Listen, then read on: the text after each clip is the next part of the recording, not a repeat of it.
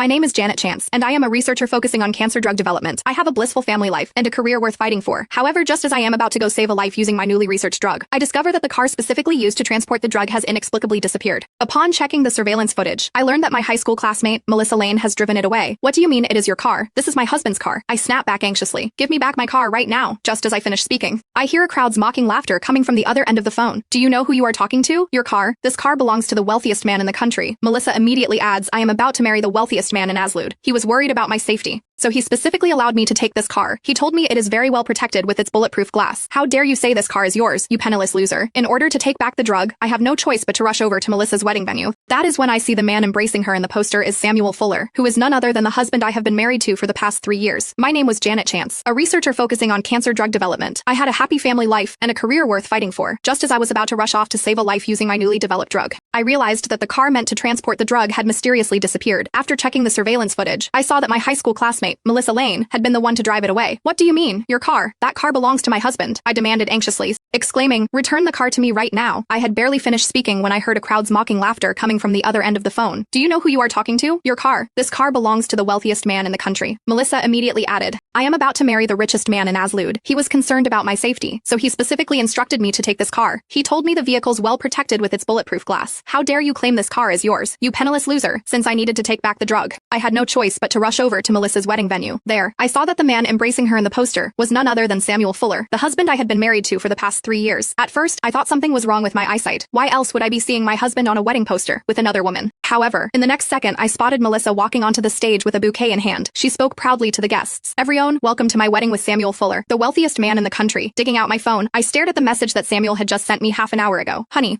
I miss you so much. I have a ton of work to do at the company today, so I'll check in with you later. Remember to let me know when you are coming back home. I love you. I felt as though I had been dunked in ice-cold water. I thought back to the days I had spent in the research laboratory in the past few years. A lot of the time, I was so busy with my research and drug development that I wouldn't return home. Sometimes it would even be half a year before I went home. Nonetheless, despite knowing that I was a workaholic, Samuel had still proposed to me. In order to maintain our relationship during our time apart, he would report to me daily about his schedule. This also made me feel more at ease. Every time we were separated, he would anxiously inquire when I would be returning home. I used to think it was because he cared deeply about me and missed me terribly. Now, however, I realized how absurd those thoughts had been. The dazzling lights from above illuminated Melissa, causing her to shine brilliantly from the countless hand-woven diamonds on her wedding gown. The sight practically screamed opulence and wealth. Melissa, I am so envious of you for being able to marry the wealthiest man in the country. I heard he is a billionaire. Melissa, among all our classmates, you are probably living the best life right now. The crowd's praises had Melissa smugly lifting her chin. At the same time, she didn't forget to insult me. Back then, wasn't Janet ranked first in academic achievements? Well, where is she now? She doesn't even dare show her face here. Upon hearing her words, the crowd nodded vigorously in agreement. I, on the other hand, simply scoffed.